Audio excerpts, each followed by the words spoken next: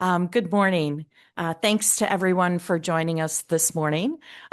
We had hoped to have this earlier in the year, but had a little hiccup, but we're here now. I want to thank all of the members that have joined us this morning from the Rainbow Board Foundation. This is a group of incredibly dedicated women who, without their support here at Rainbow, we couldn't do a lot of the things that we do. So I just want to thank you for all of the work that you do for us, your generosity to our group, and also for helping sponsor a lecture or two each year to really help us learn more about how we can be better in our community. So thanks to the women that are here. I am so honored this morning to be able to talk about Emily Campbell. She is here in Cleveland with us, so we're really lucky and just excited to let you know a little bit about her. She serves as the president and the chief executive officer for the Center for Community Solutions, which I didn't realize has actually been in Cleveland since 1913. So a quiet group, but clearly very dedicated to Cleveland and doing great work for us.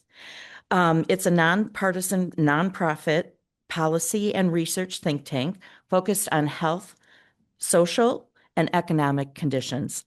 Campbell previously worked for a U.S. congressman, and she's consulted with numerous nonprofits, foundations, and her work on poverty has appeared in every major Ohio newspaper, and she's been interviewed by a wide variety of media outlets, including The Economist, The New York Times, ESPN, MSNBC, and NPR. She serves on the board of the United Way here in Cleveland. And she also is on several other boards and committees in the area. She was recently named one of Cleveland's Power 150 and a Woman of Note by Cleveland Cranes. Ms. Campbell holds a Bachelor's of Arts in Economics and a Master's in Political Science from Case Western. And this morning, she's going to be helping us understand how we can cut through uncertainty, especially in these times, public policy changes, and the impacts on patients and community. Emily, thank you so much for joining us. Thank you. Good morning. Thank you for the warm introduction, for having me here today. I have to say that I'm actually pleased that this was rescheduled because the original date was supposed to be in November, right in the middle of government shutdown. And this would have been a very different conversation. But now that federal government is back open, we can be a little bit more forward-looking about what we can expect to see in the future. So I'm going to talk today a lot about what has happened in 2025, mostly at the federal level, a little bit at the state, and then take a look at what we can expect to see going forward. And I'm going to heavily emphasize the changes that are coming to the Medicaid program, recognizing that we're here in a health system, and that is one of the things that will likely have a direct impact not only on your work, but on the people that you serve every day. So there is a lot happening in public policy, and I'm hoping to also leave a hopefully substantial amount of time at the end for questions. And please feel welcome with your questions to ask me about really any public policy topic. If I can answer, I'll answer. If not, I'll just tell you that. Because I'm only able to, of course, cover a few things here today. So, looking at who is the Center for Community Solutions, as was mentioned, the organization that I lead, the Center for Community Solutions, has been working at the intersection of health, social, and economic conditions here in Cleveland for more than a century. We are a nonprofit, but we're not a service provider. So we are working behind the scenes with other organizations and entities to try and influence systemic change to address some of the community's most pressing problems. A lot of our work focuses on the causes and consequences of poverty. And so we are looking at how public benefit programs and how government actions and activities can either help or hurt those health, social, and economic conditions here in our community. I serve as president and CEO. I've been in that role just 2 years, and I've been with the Center for Community Solutions 19 years, focusing on both public policy and data. So I'm ready to share some data and some numbers with you as well. And we try to bring together data and information to illuminate something important about community and to suggest some sustainable systemic solutions to our community's issues. And my gosh, we've been busy this year. We're a place where organizations and government officials turn when they don't know what's going on and when they're trying to figure out what it all means for them and the people that they serve, where things are heading, how to influence change, and what to watch and prepare for. And I hope to provide some of that to you today. So when I think about 2025, this image is one that I think really describes it well. We're walking on this tightrope toward a tangle where we don't know exactly where things are heading. The untangled part, the sort of straight part of the tightrope that we can walk on, is getting longer and longer. Just about every day and every week that passes, we have more clarity about what federal, state, and local government are going to be doing and how that may impact the communities that we serve. I could be wrong. I've been wrong before, but from where I'm sitting, I'm seeing things settle a little bit. And where we are today in terms of federal policymaking is where I expect us to continue to be for the foreseeable future. You know, we're working in the public policy sphere, so really anything can happen. And when we think about 2025 and all of the changes and the flurry of activity, we've really moved from a keep calm and carry on way of legislating and policymaking to a move fast and break things. This is not an accident. For decades, for about a century, we've been in this circumstance where we've had a continuous growth in the role of government in addressing community issues. So really, since the New Deal, which we're almost at 100 years for the New Deal, going through some of the Great Society programs under Lyndon Johnson, all the way through, the decades, federal government has played an increasing role in both regulating and providing the dollars that support health, social, and economic issues. Certainly a huge player in the healthcare world when we think about what government is doing. But for all those decades, it was kind of keep calm and carry on. Government action was plodding. It moved slowly. We were looking at incremental change. There's a couple exceptions to that over the last few decades, one of which is Medicaid expansion and the Affordable Care Act. And then we hit 2025. President Trump was inaugurated for the second time on January 20th, 2025, and that's really when the sprint began. We saw a flurry, an unprecedented level of executive orders and of policymaking coming out of the White House and the federal administration. New York Times has a tracker with all of the Trump administration's major moves in the first however many days. When I printed it out on the 90th day, it was already 124 pages long. I mean, this is just an overwhelming amount of new policy making. Now, what we know, though, is that in the United States, we have three branches of government and all have a role to play in policy making.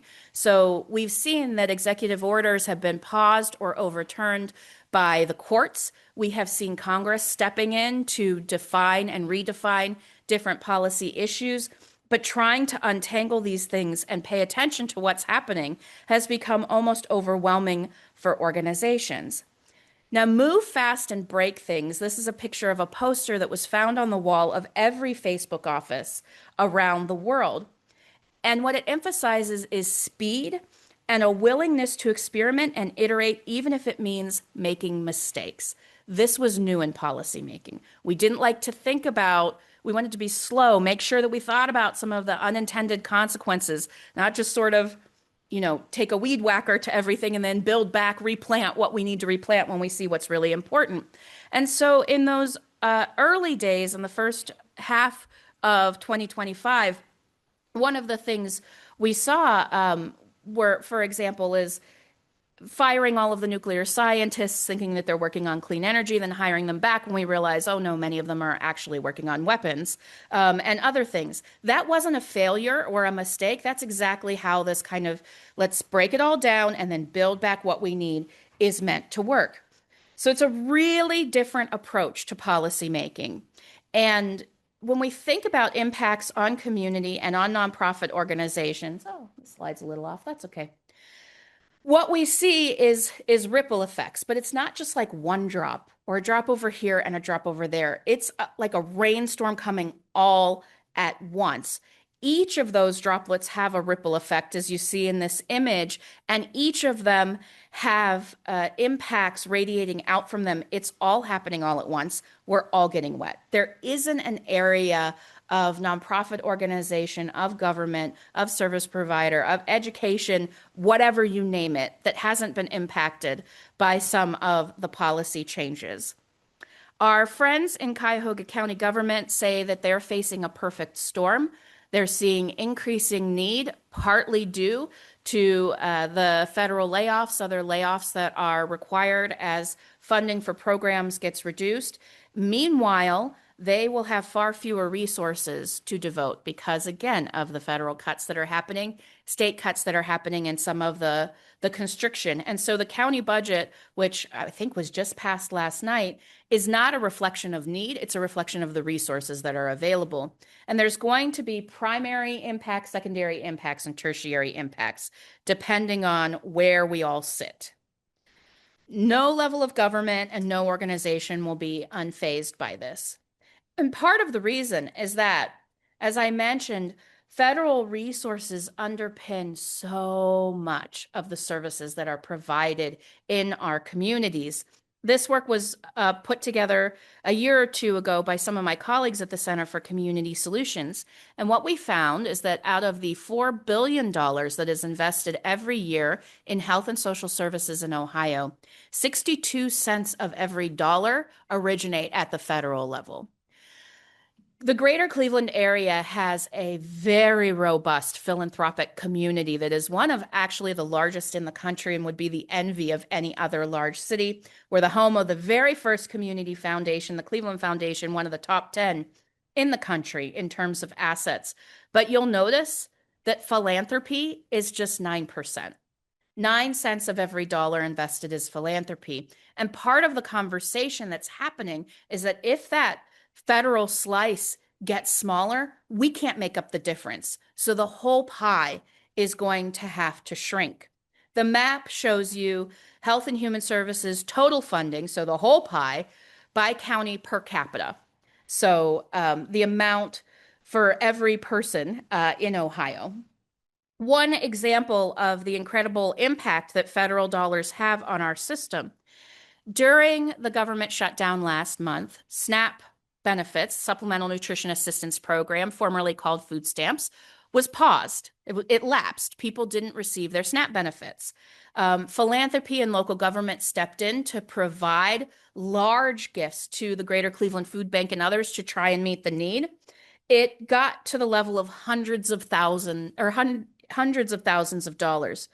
But SNAP in Cuyahoga County serves hundreds of thousands of people and is $35 million every month. There is no way that any local entity can make that up. And in fact, when we think about the Cleveland Foundation, which gives more than $120 million away every year, that money would be gone in 3 months, just paying for SNAP if we didn't have those federal resources. And those are dollars which are spent in our community. They can only be used for food. They have to be spent locally. And so during that time, we were partnering with grocery stores and others to talk about the economic impact that some of this can have. And SNAP in particular has been found that for every dollar in SNAP benefits in a community, it results in at least $1.70, if not more, of economic impact because they're dollars that have to be spent in a community.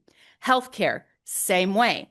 Healthcare is something that the dollars that are invested have to be spent there in the community for the benefit of people. But the dollars impact everything. And dollars have been a major part of the conversation happening in Washington.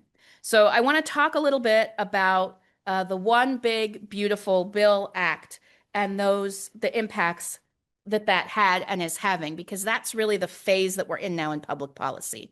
So for the first 6 months of the year, going from January 20th to the 4th of July, it was really a story about policymaking through executive order. And then on July 4th, the president signed the One Big Beautiful Bill Act, H.R. 1, Public Law 11921. They're renaming it the Working Families Tax Cut legislation. But again, its official short title is the One Big Beautiful Bill Act. It was signed into law by the president on July 4th. This piece of legislation is more than 1,000 pages long. I haven't read all of them, but I've read a lot of them. And make some fundamental changes to the programs that are supporting people in community. Now, before that was passed, the federal House budget resolution sought to cut $880 billion from the Energy and Commerce Committee. Energy and Commerce as well, where Medicaid, Medicare, healthcare sits within federal policymaking administration. They actually estimated when all was said and done that over 10 years, over $900 billion in spending should be reduced, and that the changes in that act, if when fully implemented, will increase the number of people who are uninsured in America by $10 million over the next 10 million people over the next 10 years. So what we were saying ahead of time, policymakers were saying, Congress people were saying, we're not going to cut Medicaid, we're not going to cut Medicare. And we were saying there's no way to do this without making changes to those programs, because the red boxes on the bottom are what are required. Everything else that's not Medicaid or Medicare are the gray boxes. There aren't enough gray boxes to make up those red boxes. And that's exactly what we've seen. So while they may not be direct cuts to recipients, the changes that Congress has enacted and that are beginning to be implemented do have the result of reducing spending by making it more difficult for many people to get and keep health coverage through Medicaid, and changes to Medicare, which may make it more difficult for people on Medicare to access the health services that they need. So that's what we're looking at. We're in this period now of implementation, and we're waiting for the regulations to be written, because Congress defines the policy goals or where policy is heading, and it's up to the executive branch and the administration to write the rules around it. States and counties and local government can't implement things until we have those rules. The other unusual thing about H.R. 1 is that several of the provisions were meant to go into effect upon enactment, specifically changes in SNAP. I know a lot about SNAP, so I'm talking about it a lot. But some of the changes in SNAP were supposed to go into effect upon enactment, but we're still waiting for the regulations. So, for example, and I know this is probably hard to see, and we can send it afterwards. It's also on our website, communitysolutions.com. One of the things that was supposed to happen right away were changes in eligibility for people who are not citizens. So for newcomers, for different immigrant groups. So people who do not have legal status, who do not have legal immigrant status, have never been able to access Medicaid or SNAP. They're not able to. You have to be able to prove legal status and able to access that. But what Congress did was restrict even further the immigrant groups or the non-citizen groups that are able to qualify for these programs. And they have limited it to lawfully present, permanent residents with a 5-year waiting period, so green card. People from a few areas of the world, but the people who are no longer eligible for these programs are refugee groups and asylum seekers, and even those people from places like Afghanistan and Somalia and Ukraine, who Ohio has welcomed to come, suddenly are no longer able to, or will no longer be able to access these benefits. So what happened is that on November 1st, some regulations were shared, so that on November 1st, some of these groups, individuals, were to lose their SNAP benefits and no longer receive them.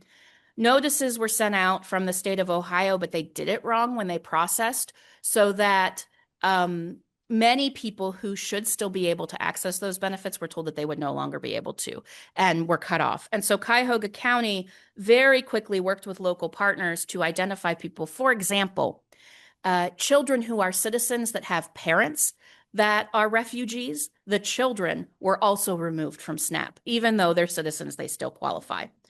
So basically, it's a mess. What ended up happening is that when SNAP was turned back on, Ohio Department of Job and Family Services, we are hearing, reverted to an October list of eligibility. And so those folks, some of them did receive additional SNAP benefits, but very complex to administer, lots of opportunity for mistakes. And right now in SNAP, errors and mistakes are particularly concerning because one of the other things that changed in the One Big Beautiful Bill Act is that for the first time, states are going to be required to come up with some of the SNAP benefits for people. So up to this point, the feds have covered all of it. All of the money that went on to EBT cards, all of the money that people could use to purchase food, all came from the federal government. Now they will have cost sharing with states based on the state's error rate. So an error in SNAP is if anyone gets more or less than they ought to in SNAP. These errors can happen, of course, through fraud. That's very small. Most of the fraud that we see in SNAP are retailers who are exchanging things, goods, other services, whatever, for SNAP, and then taking those SNAP cards and processing them to have more revenue for their businesses. Very little fraud by individuals. But for example, if someone estimates their monthly income and say they're like, I make about $1,000 a month or whatever it may be, that's low, but I make $1,000 a month. If they actually make $900, they would get more SNAP benefit. That's an error. If they make $1,100, they should get a little bit less. That's an error as well. So either way, and it doesn't have to be because of anything that is done by government. It can also be individual errors that happen. But point being that our error rate will determine how much Ohio has to come up with to cover SNAP benefits. The way it was currently, or the latest data, we had an error rate that would require the state to come up with somewhere in the neighborhood of $300 to $600 million every single year in order to cover SNAP benefits, and it could go as high as $1 billion every year. If you think about it, 600 million is the magic number for the Cleveland Browns Stadium that was in the state budget. That's a one-time expense, and there were challenges to come up with that, so big number. 190,000 Cuyahoga County residents are on SNAP. The other thing that is happening is the introduction or the expansion of work requirements. So the idea that in these safety net programs, there are people who are considered to be deserving, children, people with disabilities, older adults. Everybody else should have to do something in order to earn these benefits. And that's essentially what a work requirement is. There were already work requirements for the ABOD population, able-bodied adults without dependents, within SNAP. Those are being expanded, an age expansion mostly, to add in people who are ages 55 to 64. In Cuyahoga County, they estimate that that's 9% of all SNAP recipients in our county, about 1,700 people over the age of 55 who will have a new work requirement. It also reduced the age for caregivers of children from 18 to 14. So you have to have a child whose parents of teenagers are considered to not have dependents and not have those caregiving responsibilities. That accounts for about 8,000 parents here in Cuyahoga County. It also ends the work requirement exemption for certain groups of veterans, homeless people, former foster youth, impacting about 1,500 people, 90% of whom are unhoused in Cuyahoga County.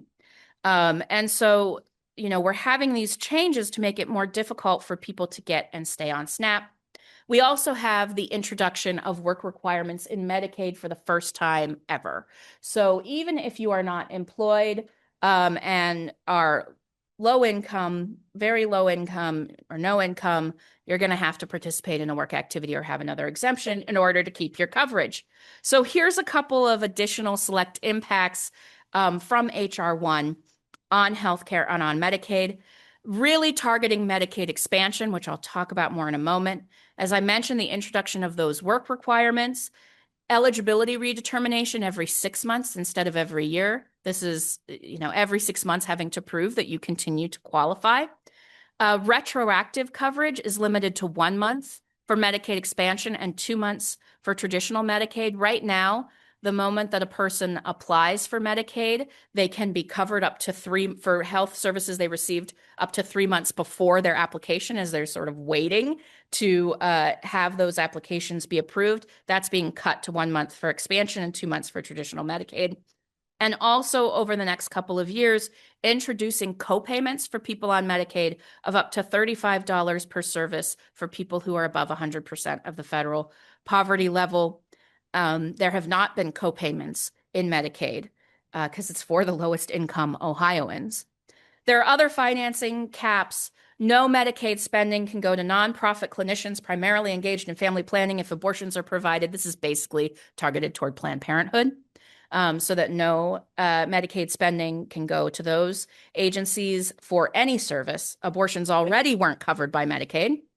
And again, as I mentioned, it limits eligibility of non-citizens for Medicaid, Medicare, and many other programs. We can get into the details of all of this if you want in the questions. There's a lot more in it, but these are some of the highlights. So the importance of Medicaid expansion. In 2014, the Affordable Care Act was fully implemented in Ohio, and Ohio was one of many states that expanded Medicaid. And so for the first time, Medicaid coverage was available for low-income adults without dependents up to 138% of the federal poverty level. And as a result of this, other changes in the ACA, including those premium tax credits, which are so controversial these days, and I'll talk about in a moment, and some other changes, Ohio saw our uninsured rate drop by half over the course of just a year or two. There are only 2 times in my career where there has been a public policy change where you could see an immediate impact in the demographic level or the population level data. This was one of it. The share and number of Ohioans who are uninsured fell by half and stayed there. It's right now a little bit above 6%. This chart has data that's a little bit old. But today, there are over 575,000 fewer Ohioans without health insurance than there were pre-Medicaid expansion. The biggest gains have been people with households with incomes below $25,000, people at or below 138% of the federal poverty level. Before Medicaid expansion, it didn't matter if you had zero income, if you didn't have a dependent, if you didn't have a disability, if you couldn't be covered in other areas, you couldn't get Medicaid. Also gains for people ages 19 to 25. One of the things that ACA did was increase the age that people could stay as dependents on their parents' insurance, up to higher ages. Women, white Ohioans, both Hispanic and non-Hispanic white Ohioans, Asian Ohioans, Native Hawaiian, and other Pacific Islanders, and over 104,000 BIPOC Ohioans gained coverage, and their uninsurance rates fell by 44%. Big coverage improvements. And also adults with some college or an associate's degree saw big gains through these changes. So that today, Medicaid plays a vitally important role in coverage, health coverage here in Ohio. In Cuyahoga County, Medicaid covers more than half of children, more than a quarter of working age adults, many of whom will have a work requirement for the first time, and 1 in 6 older adults. And you can see here the enrollee pool by age, the largest group being people who are 21 to 44. That's the biggest bar there. So lots of working age people on Medicaid. But again, more than half of children, over half of births in Ohio are covered by Medicaid. So a lot of families getting their pregnancy and postpartum care thanks to Medicaid. You don't see as a healthcare provider whether or not people have Medicaid. And people often don't realize that their coverage is through Medicaid because so much of it is managed care. But CareSource, Buckeye Health Plan, Molina, Anthem has one, Humana, AmeriHealth, Caritas, Paramount Advantage, and United Healthcare are some of the Medicaid managed care plan.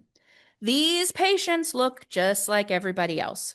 There was a new study and survey that was conducted by the Prevention Research Center for Healthy Neighborhoods at Case Western Reserve University and the Cleveland Department of Public Health, a big survey of individuals in Cleveland asking about their health. This data was released earlier this year. And what they found is that Clevelanders with Medicaid accessed health services and addressed their needs at similar rates as residents with private health insurance. So on the bar chart, you can see different categories of access to health services, and the bars are basically the same. So the red show residents with private insurance, the blue show residents on Medicaid. Almost 80% of both categories saw a doctor for a routine checkup in the last year, saw a mental health provider in the last year as the second set of bars, and about a similar rate avoided seeing a doctor because it was unaffordable for them. Very similar. If you also look at the pie charts on the other side, these are the share of people who said that they considered to have someone that they considered to be their personal health care provider. 87% for people with private insurance, 80% with Medicaid. Again, these are people who are seeing you all at fairly similar rates and continuing to take care of their health. But the differences come in some of the other stressors that people with Medicaid are experiencing, and significantly more residents with Medicaid experienced forms of insecurity in their life. Now you see the big difference between the red bars and the blue bars there. In food insecurity, housing insecurity, utility insecurity, job insecurity, and transportation insecurity. So 1/2 to 3 times as many people on Medicaid as a share or proportion who are experiencing these. About 1 in 3 or more than 1 in 3, 35% of residents with Medicaid were actively providing regular caregiving for a friend or family member with a health problem or disability, a statistically significant higher rate than those on private insurance. And significantly more residents with Medicaid reported health concerns, including that their activities were limited by poor physical or mental health, diabetes, high blood pressure, asthma, being told by a doctor that they had depression or anxiety, and they reported being less likely to usually or always get the support they needed. There's still room for improvement. Clevelanders with Medicaid accessed dental services and had their eyes examined at a significantly lower rate. Also concerning, 1 in 5 Clevelanders with Medicaid reported being treated worse than people of other races or ethnicities in healthcare settings. So some work to be done. Here in Cuyahoga County, over 370,000 people are covered by Medicaid. Many of them are children. Here you see the eligibility levels for the different kinds of Medicaid. The dark blue is Medicaid expansion. So children can access state children's health insurance program. Here in Ohio, we call it Medicaid, up to 211% of poverty. Pregnant women up to 205. Parents under 90% are covered families and children in Medicaid. Between 90 and 138% is expansion. And again, non-disabled childless adults up to 138% of poverty. The pie chart, you can see the different enrollment categories for people on Medicaid in Cuyahoga County. About half fall into covered families and children. Medicaid expansion is over a quarter here in our community. And I want to talk for a moment about work requirements. Work requirements are coming to Medicaid expansion. There is an enormous amount of effort happening behind the scenes by community organizations, including University Hospitals Health System and Rainbow Babies and Children's Hospital, to try and be prepared to meet this. By January 1st, 2027, so no later than about a year from now, people who are covered through Group 8, which is the expansion category, will have a work requirement unless they're meeting an exemption. So this is for people who are between 19 and 64 years old, covered by Group 8. If people are meeting a work requirement because they have SNAP or TANF, it counts as their Medicaid work requirement. It doesn't go the other way, or at least right now doesn't go the other way. The easiest way to meet a work requirement, maybe easy is the wrong word, most straightforward way to meet a work requirement is if someone is working for pay and earning the equivalent of at least working 80 hours at the federal minimum wage. Now, this is important because federal minimum wage is set at $7.25. Ohio's minimum wage is indexed to inflation, and now it's over $10 an hour. And so in Ohio, someone would only have to work 58 hours instead of 80 hours to earn that amount of money every month. Work activities can include paid employment, a work or occupational program, being enrolled at least half-time in an educational program, community service. There's new guidance out from Centers for Medicaid and Medicare Services this week about what community service or community engagement may mean, or a combination of the above. And I'll talk in a moment about where you all can help in this. If someone isn't participating in work activities, then they may qualify for an exemption. Exemptions include being a parent or caregiver of a child under 14, being a caregiver for a person with a disability, being pregnant or postpartum, being medically frail or with a special medical need, and they're working right now to define what this means. It doesn't necessarily mean they have a certain diagnosis. It could mean that their activities of daily living are impacted by a special medical need. This includes both physical and behavioral health, by the way, or people who are actively participating in substance use treatment. If you meet one of those exemptions and you can prove it, then someone would meet their Medicaid work requirement. So a couple of things that we are gearing up to do or looking at is seeing if there are people who are currently covered under expansion that should be covered under another of the categories. Specifically seeing if people may qualify through covered children and families. So if they have a child in their household, they could be covered under that, or people who have a disability or would count as having a disability and therefore be covered under age, blind, and disabled coverage.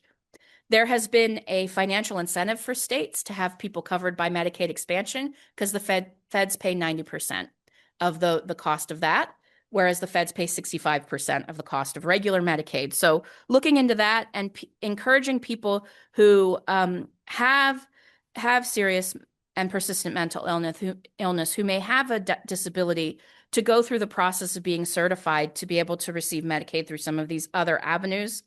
The other way that you all can help and what we're looking at is having a consistent way that people can prove their exemptions, a form that Cuyahoga Job and Family Services can accept that says, yes, we certify that this person meets one of these exemptions.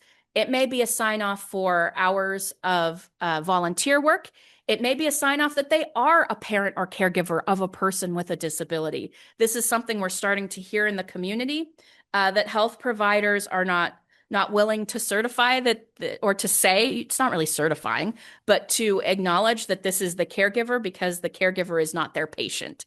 And this is something that we'll work with many of you to talk about and see how we can ensure that people are able to prove the exemptions that they qualify for. It also doesn't mean having certain diagnoses, as I mentioned. The requirement is having a health condition that would prevent or make it difficult for the person to meet the work requirement. And that can be a whole host of things, as I'm sure you can well imagine. One of the things, though, that came out in guidance this week that we don't know what it means is a portion that said that managed care plans and any entities with financial relationships with managed care plans are not permitted to determine but beneficiary compliance with community engagement requirements. So what that may mean is that people that volunteer at a hospital can't use that because that hospital has a financial relationship with managed care plans to get paid for the health services that they provide. We're looking into this further and hoping further guidance comes. But here's the thing. Ohio estimates that about 70% of those who will be newly work required in Medicaid already meet that requirement. They're going to need to prove it. And here on this pie chart, it shows data for the whole country from Center on Budget and Policy Priorities. 61% of Medicaid recipients across the country worked all or part of the year. And those that didn't were either ill or disabled, taking care of home or family, going to school, or retired, or could not find work, or sort of other reasons. Many of these reasons would qualify someone for an exemption. And so our job is to help people prove that they can. In the counties that you all serve, it's over 141,000 residents covered by Medicaid expansion between the ages of 19 and 64. So we'll have a work requirement. The map, you can see the concentrations. This map is by zip code. They're kind of where you would expect. A lot around Cleveland, very dark colors right around this facility that I'm standing in today. You see the darker, which means that there are more people covered by Medicaid expansion in Ashtabula, around Kent, lots of college students access Medicaid expansion, as well as in Lorain County. You can see the numbers here of people on Medicaid expansion, 95,000 in Cuyahoga County, fewer in the surrounding counties, and the share of the population who receives their health coverage through Medicaid expansion. So 141,000 people, almost 142,000 people in these counties who are on Medicaid expansion. If 70% of them are expected to meet the work requirement, that means there's over 42,000 people who will lose their health care because they don't meet a work requirement when their health coverage when these come in. And these are the people that we are worried about. We're also worried about a reverse woodwork effect. We saw this during the SNAP lapse, where calls to Cuyahoga Job and Family Services dropped off. We're at some of the lowest levels we've seen. We think it's because people gave up. They think it's because people gave up. They figured there's no point in even trying. There is point in trying. Even if the parents aren't covered, the children may be. Or if a family member isn't covered, another one may be able to be. One of the questions is whether a household can meet a work requirement, or if each individual within that household or each adult within that household needs to meet it. We don't know yet. And then kind of finally, I guess, health coverage is at the center of congressional action right now. On December 15th, on Friday, the subsidies through the ACA marketplace will expire unless Congress acts. 600,000 Ohioans are set to see their premiums double, or they have to lock in their plans by the 15th. They expire at the end of the year. 22 million Americans receive subsidies through the ACA marketplace. It is the largest groups are people who are self-employed, business owners, freelancers, and early retirees.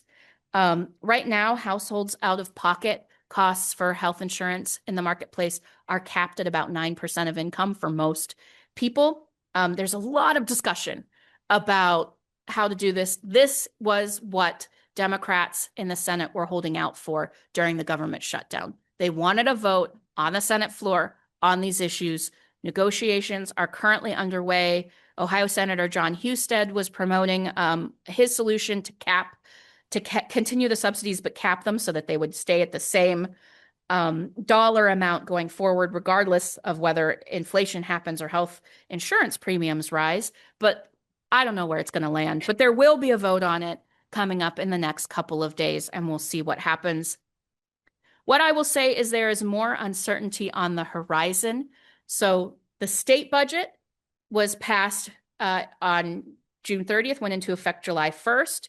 It was based on 2024 federal spending, and so it's really built on sand. As federal cuts start to hit the state is going to have to reduce spending or come up with other resources. And the state budget has this trigger, or this sort of out, they're hedging things, where it says that if the federal government reduces, discontinues, pauses, or otherwise suspends any federal program that provides federal funds for any corresponding state program, that program may be reduced, discontinued, paused, or suspended. There's a specific Medicaid trigger that says that if the federal government changes the match rate for Medicaid expansion, even 1 cent from 90%, that Medicaid expansion shall end in Ohio. We tried to get it to say may, but we're unsuccessful in our advocacy.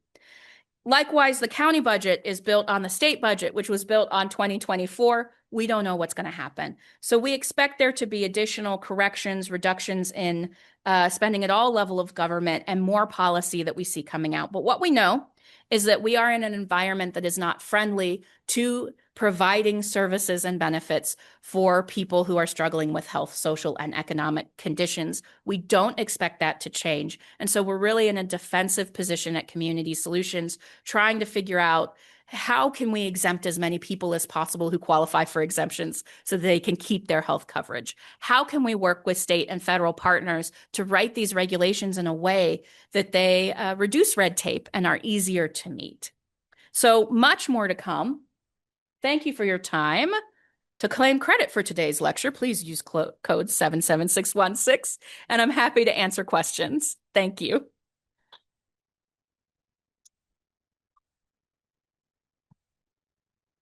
Thank you so much for sharing your knowledge. I feel the ball that we were all walking towards on the tightrope is maybe a little bit looser in terms of helping bring some clarity. And also, I think just helping, for me at least, calm myself because there are people who understand this and are working and advocating for our patients and families. So thank you very much.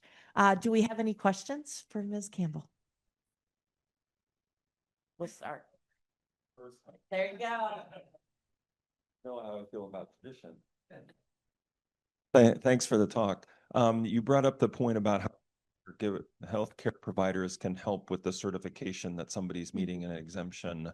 I will speak only for myself, although I'm probably not alone. I would really like to help, and yet sometimes I'm being presented with a form. Could you testify or certify that this person is living in this home caring for this child? And I don't know whether they're there 24/7 or if they drop by once every other month when it's convenient. Help me understand how we can get into trouble and how we can help. Sure. Yeah, there's the rub, right? Who's being asked to certify to what, and can you reasonably do that? And what are the consequences if you certify someone and then it turns out that they don't actually qualify? I'm sure that there could be consequences. We don't know what those are. One of the questions that's a little bit easier to answer right now is what would be acceptable for that sign off. And so right now, Community Solutions is partnering with Cuyahoga Job and Family Services, with the state of Ohio, and with Legal Aid, and with the Greater Cleveland Food Bank to write those forms so that we can have a consistent and standard form that perhaps instead of someone bringing something to you, you have it there that you can sign, sort of like how we have standard forms for children to sign off on different activities or different things that we are doing. Legal Aid is also looking very closely at self-attestation. So allowing the individual to attest for themselves that some of these things are true. We don't expect that that's going to be fully acceptable. We expect that there will need to be something else, but trying to ensure that the language that is on those forms and what you're actually certifying is something that you can speak to is what we're talking about and working on. But we understand the challenge of doing that. It may be this person is a caregiver for this person as indicated by they brought them to their appointment. That you can say yes to, right? Or they frequently bring them to their appointments or something like that. So making sure that it's the right question that's an answer that can be provided with confidence. Yeah, this is exactly what we're spending a lot of time working on, is figuring out what are those forms, making sure that Job and Family Services recognizes them so they just check the box and move on, and then getting them out in the community once they're prepared. But we don't have regs yet, so we don't know. Thank you. I'll just piggyback on that and to say that, and I have a sense that this is Mike's intent, is it puts the doctor-patient relationship at risk, and also that we're asked to testify because maybe we would fully support a form for some, but maybe there are people that we don't know so well, and that's the point that Mike's making. So it's really puts us in an awkward situation. So there's a tendency to, why not let them have this? But how does that then play out, and who's going to be, who are they looking for to charge the crime to. I don't know. That's Yeah, we don't know. Yeah. We don't know. One other important point is that it's not just doctors or physicians that can do this, it's health providers. And so, especially because Congress has been very clear that behavioral health, substance use treatment, mental health issues are things that count for your exemption. So we expect that many community-based providers will also be in a similar situation. One of our questions that have come up is, does continue, we know recovery isn't like a one-time thing. If you're in recovery for substance use disorder, that's a long-term thing that can ebb and flow. And so does participation in, say, AA count as being in treatment or being treated for a substance use disorder? It may. We'll have to see when the regulations are written. That wouldn't be you all who are saying that this person is in treatment, and is a different definition than what you may consider to be treatment. But it may count. Yeah. The other is that you generously refer to these are new policies, and that I always infer that means an organized plan for how we're going to solve a problem.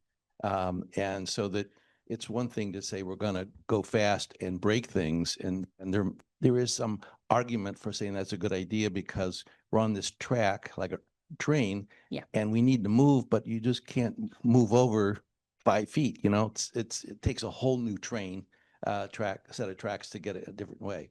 But the other is that we know who's on the bus, but that's because we've counted them already or we know about them. But it's the people who are under the bus that really get lost. So I wondered, in the process of what you do and others, that is there a mechanism or is there a process for monitoring that loss? It's a miscellaneous drawer. These people are really over here. So is there a way of looking at what the consequences are that's not being accounted for by the intentionality of the policy? Yeah, well, that's going to be the work. That's going to be the work of the next couple of years. So we're saying that there will be all of these negative impacts to a whole bunch of communities. Whether or not that comes to pass will be the important components that we use to have better policy in the future. So being sure to track and keep track of what are the implications, both for people's lives and at a population level of some of these changes, is what we're going to have to look at. And it probably will be more individual storytelling, in learning about some of these things. Unfortunately, in the environment that we're in now, what we are talking about is helping people to hold on to what they already have, not helping people get something that they don't have that they may already qualify for. That's tough. That's tough to do. And, the move fast and break things look. It's not like they were doing surgery with a scalpel. They're doing surgery with like a weed whacker. It's I tough. think a chainsaw. Chainsaw, well, a chainsaw can, or like, it's like medicine, Civil War battlefield medicine, rather than modern medicine as the approach to some of these issues. Just chop off the leg. Yeah. Thank you for that really thoughtful. My question is a little bit more upstream. Okay. And if you can guide us on what you're doing with your partner nonprofits and colleagues on the patients or the families that give up, that what you mentioned. And also, I know we're retooling a lot of our efforts to help people in the churn so that they know they need to sign up. So what are you doing in that arena too? I'd love to know. Yeah, churn. So, some of these things were done in the name of government efficiency. That's what we were told. But things like 6-month redetermination instead of a year adds to churn. It's the opposite of government efficiency. It takes more county workers. It's more paperwork. It's less efficient. There's more room for error, which is some of the arguments that we're making now to policymakers to help explain how these things really work. Churn, we expect churn is going to be bad. We also know that people don't think of themselves as individual units. They think of themselves as being in families. We are concerned about the reverse woodwork effect. We don't know what's going to happen. I mean, the biggest communication that we and others are doing for partners right now is telling people, if you get a notice, pay attention to it, call, bring it into a trusted organization or nonprofit to help work through that. for newcomers, Refugee Response Resource Cleveland, it renamed earlier this year, has people coming in every day with their notices to say, what does this mean? How can you help? That's actually how we found out that there were people who were U.S. citizens, who were the children of newcomers, who were receiving notices that they would no longer receive SNAP and had been kicked off the program, was because of people bringing their notices to a trusted partner, the trusted partner seeing it and working with others to let the county know this was happening. So that sort of individual network of information is really important. So, because we know what the regulations say, we know how it's supposed to work.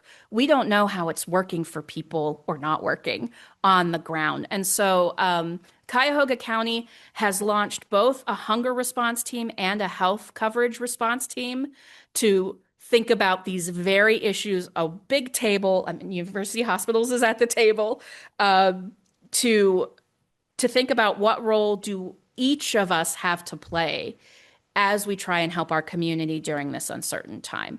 And, one bright spot is that I am seeing old rivalries between organizations and agencies fall away as everybody realizes that this is a problem that our whole community needs to respond, that there's enough problem to go around, and that this isn't something that we are doing to ourselves. This is coming from the outside being done to us. A shared enemy can be really powerful to get good work done.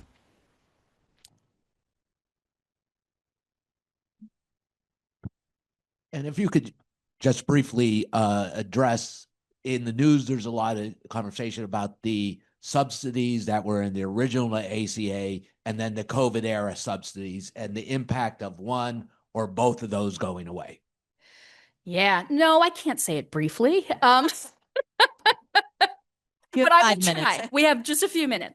I will try. Yeah. So, one of the really interesting things just overall, I'm going to start big and then we'll get a little bit smaller, is that during COVID, all these things got looser. Like during COVID, there wasn't redetermination at all for Medicaid. It was paused completely. There were additional benefits. There were additional subsidies. There were things that happened. Not only have all those things ended, but now we're taking away things that were already there. So, in terms of the particular subsidies that we're talking about here, I mean, they're all set to expire. We're 10 years out, and most of these policies are set for 10 years because that's how how Congress gets around PAYGO rules and some other things about the costs that come into that.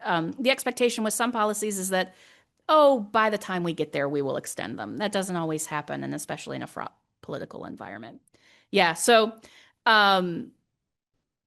it is escaping me now, the specific answer to your question, but I can get back to you on the subsidies that happened during COVID and the ones that are part of the ACA.